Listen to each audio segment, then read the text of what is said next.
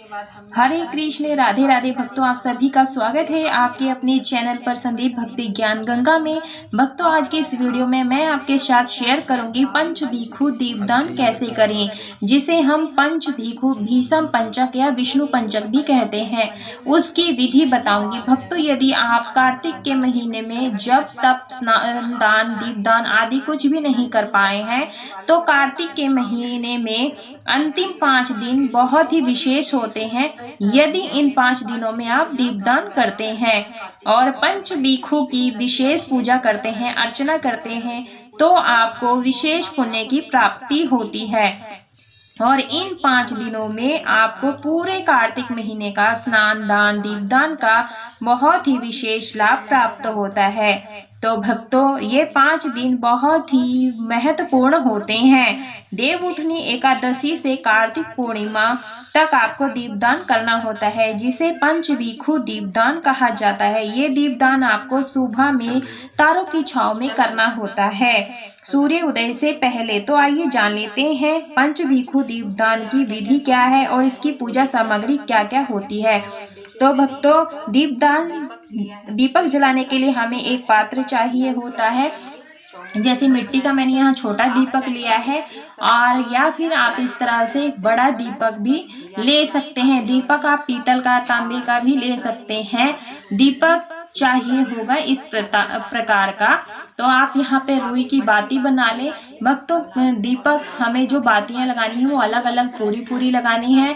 उसके बाद हमें ये सफेद तिल चाहिए होते हैं इस प्रकार से, क्योंकि एक देवा उठनी एकादशी से तिलों का प्रयोग किया जाता है 5 दिनों तक। और राई चाहिए होती है, आप चाहे काली या पीली राई ले सकते हैं। उसके बाद आंवला लिया जाता है इसमें डालने के लिए। तो इस प्रकार से हमें आंवला लेना है और एक जल का लोटा लेना है, गंगा जल डाल करके। कुछ फूल ले लें जितने भी आपको उपलब्ध हो। उसके बाद माचिस चाहिए इस प्रकार से, और कुमकुम चाहिए, चंदन चाहिए, और भोग के लिए मैंने यहाँ पर खील बतासे लिए हैं। और यहाँ पर सरसों का तेल का दीपक जलाना चाहिए। आप चाहे तो घी का भी ले सकते हैं, तिली के तेल का भी दीपक लगा सकते हैं। इस पूजा में अक्षत प्रयोग नहीं करना चाहिए। तो हमें इस प्रकार से प्लेट चाहिए। आप प्लेट पीतल की, तांबे की ले सकते हैं। यदि नहीं है तो आप स्टील की भी प्लेट ले सकते हैं, क्योंकि दीपक को कभी खाली नहीं रखा जाता है। तो इस बात का ध्यान रखें। तो हम सबसे पहले दीपक को तैयार कर लेते हैं। तो प्लेट में मैंने यहाँ पर सफेद तिलों का आसन दिया है और इस प्रकार से रखना है भक्तों, क्योंकि ये पूजा देव उत्थान एकादशी से शुरू होती है। तो इस प्रकार से हमें चौमुखी दीपक तैयार कर लेना है। तो बाकी आप रुई की बना सकते हैं बाती। और यहाँ पर मैंने सरसों का तेल भर लिया है, अच्छी प्रकार से डिप कर लेंगे। और इस प्रकार से अलग अलग जो बाती होनी चाहिए, क्योंकि 2 बाती 4 तरफ से जलती है तो वो शुभ नहीं मानी जाती है। तो बाती आप अलग अलग ही लगाएं, पूरी बाती लगाएं। लेकिन ये नहीं है 2 बाती को बट करके चारों तरफ लगा दे, वो शुभ नहीं होता है। इस बात का ध्यान रखें, चारों बाती अलग अलग होनी चाहिए, क्योंकि ये चारों दिशाओं को बताती है, काम, अर्थ, मोक्ष और इस सभी चीजों की हमें बताती है। तो इस प्रकार से हम पहले दीपक को टीक लेंगे, क्योंकि हम जब दीपक जला लेंगे तो टीका नहीं कर पाएंगे। तो इस प्रकार से आप पहले से ही टीका लगा लें। चंदन, रोली, हल्दी, अक्षत यानी सफेद तिल डाल करके लगाएं। भक्तों, तेल आप सरसों का ले सकते हैं या फिर तिली का तेल भी ले सकते हैं। ये दीपक आप कहाँ कहाँ जला सकते हैं वो मैं वीडियो में आगे बताऊंगी, तो वीडियो को पूरा देखिएगा। आंवला चाहिए विशेष रूप से, मैंने आपको पहले ही बताई है, राई भी बता दिया है क्या क्या चाहिए हमें। तो इस प्रकार से हम पात्रों को अच्छी प्रकार से सजा लेंगे भक्तों, दीपक को जलाने के लिए, क्योंकि दीपक को कभी भी खाली नहीं रखा जाता है। तो हम यहाँ पर भीष्म पितामह का और विष्णु जी का ध्यान करते हुए, गणेश जी का ध्यान करते हुए दीपक को प्रज्वलित कर लेते हैं। इस प्रकार से ध्यान करते हुए दीपक प्रज्वलित कर लेंगे। भक्तों, ये दीपक हमें डेली 5 दिन करना है दीपदान। देव उठनी एकादशी से पूर्णिमा तक रोज हमें ये दीपदान करना है।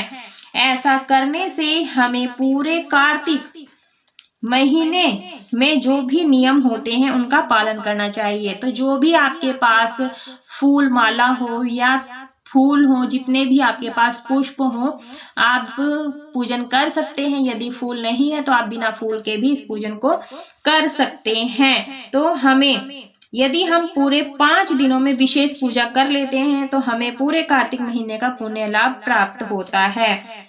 और इस पूजन में हमें आंवले डालें, तो आंवले को आप कट कर ले, कट करके उसमें आप हाथ में ले लें। और एक इसका भजन आता है, हाथ में आप आंवले के टुकड़े ले लें और राई ले लें, और उसके बाद इस तरह से भजन गाया जाता है।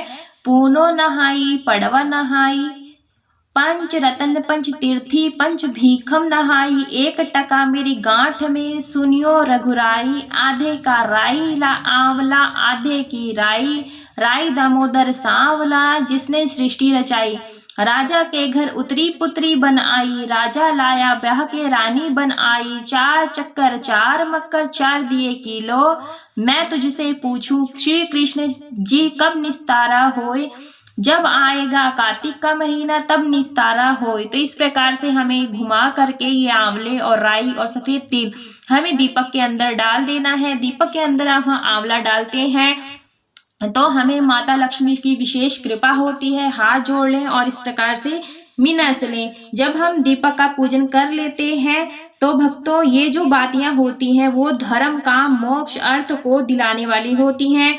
तो इसलिए ये दीपदान बहुत ही विशेष माना जाता है। तो इस प्रकार से हमें भोग लगाना है। आप यहाँ पर मिश्री का भी भोग लगा सकते हैं और खीर का भी भोग लगा सकते हैं। प्रार्थना कर ले। और अब मैं आपको बताऊंगी कि यह दीपदान कहाँ कहाँ कर सकते हैं। आप अपने घर के मंदिर में कर सकते हैं, आप पीपल के पथवारी लगाई है तो वहां लगा सकते हैं, जला सकते हैं। तुलसी मैया के पास जला सकते हैं, अपनी छत या बालकनी में लगा सकते हैं। आंवले के जो टुकड़े काट कर मैंने रखा था उनको हाथ में लेकर के इस तरह से मिनसना होता है। दीपक में जो दोहा मैंने बोला है उस तरह से गाकर डालना है। यदि हम दीपक में आंवला डाल देते तो महालक्ष्मी जी की विशेष कृपा होती है। भक्तों, तो ये था मेरा छोटा सा वीडियो पंच बिखु पंचक दीप भीषम पंचक विष्णु पंचक दीप दान का। यदि आपको वीडियो पसंद आई हो तो वीडियो को लाइक कीजिएगा, ज्यादा से ज्यादा शेयर कीजिएगा। यदि आप मेरे चैनल पर पहली बार आए हैं तो चैनल को सब्सक्राइब जरूर से कर लीजिएगा, साथ में बेल आइकन की घंटी को भी प्रेस कर लीजिएगा ताकि आने वाले मेरे वीडियोस के नोटिफिकेशन आप सभी को सुन सके, मिल सके आपको। और कमेंट बॉक्स में विष्णु भगवान की जय जरूर से लिखेगा। राधे राधे भक्तों।